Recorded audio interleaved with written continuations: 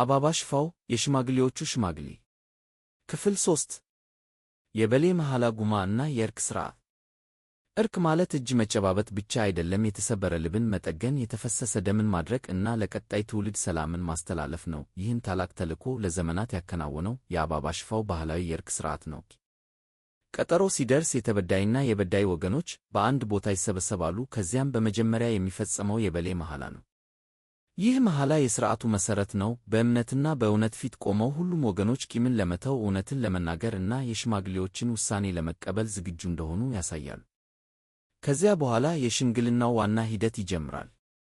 ሽማግሌዎች የሁለቱንም ወገኖች አቤቱታ በትዕግሥት ያዳምጣሉ፣ በዳዩን ያነጋግራሉ፣ ተበዳዩንም ያዳምጣሉ። ከዚያም በማኅበረሰቡ ልማድና በአባቶች ደንብ መሠረት ፍትሐዊ መፍትሔ ያፈላልጋሉ። የዚህ ሂደት አንዱ አስፈላጊ ክፍል ጉማ ነው። ጉማ ማለት በደል ለደረሰበት ወገን የሚሰጥ ካሳ ነው። ነገር ግን ጉማ የሰው ሕይወትን የሚተካ ዋጋ አይደለም፤ የተሰበረውን ግንኙነት ለመጠገን የሚያግዝ የእርቅ ምልክት ነው። ጉማው ከተፈጸመ በኋላ የበዳይና የተበዳይ ወገኖች አብረው እንዲመገቡ ይደረጋል። ይህ የጋራ ምግብ ቀላል ባህል አይደለም፤ ጥላቻ እንዳበቃና አዲስ የወንድማማችነት ግንኙነት እንደተጀመረ የሚያሳይ ታላቅ ሥርዓት ነው። ከዚያም ሽማግሌዎቹ የመጨረሻውን የእርቅ ቃል ያወርዳሉ፤ ወደፊት ቂም እንዳይቀጥል፣ በቀል እንዳይፈጸም እና ሁለቱም ወገኖች እንደ ቀድሞው በሰላም እንዲኖሩ ያስማማሉ። ይህ ሥርዓት በሕዝቡ ዘንድ ያለው ክብር እጅግ ከፍተኛ ነው። አባባ ሽፋው ወጥቶ ከመጣ በኋላ የተበዳይ ወገን እምቢ ማለት እጅግ ከባድ ነገር ነው።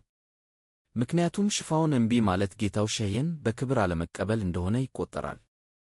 አባቶች እንደሚናገሩት ይህን ክብር የነፈገ ሰው በሕይወቱ መልካም ነገር አያገኝም ተብሎ ይታመናል። ቤተሰቡ ይበታተናል፣ ሥራው አይቃናም፣ ማኅበረሰቡም ከእርሱ ራሱን ያርቃል። ነገር ግን እርቁ ሁልጊዜ ቀላል አይሆንም። አንዳንድ ጊዜ ተበዳዩ ከበዳይ ወገን ውስጥ አንድን ሰው ለይቶ ከእርቁ ውጭ እንዲቀር ይጠይቃል። ይህም ከሐራሚ ኩ በተባለው ሥርዓት ይገለጻል። በዚህ ጊዜ የሽማግሌዎች ፈተና ይጀምራል። በጥበብ በትዕግሥትና በረጅም ውይይት ተበዳዩን ያሳምናሉ። አስፈላጊ ሆኖ ከተገኘም ችግሩ የሚፈጥረው ሰው ለተወሰነ ጊዜ ከአካባቢው እንዲርቅ ወይም መኖሪያውን እንዲቀይር ውሳኔ ሊሰጡ ይችላሉ። በዚህ መንገድ የበቀል አዙሪት ይቋረጣል፣ ደምም ይደርቃል፣ ሰላምም ይመለሳል።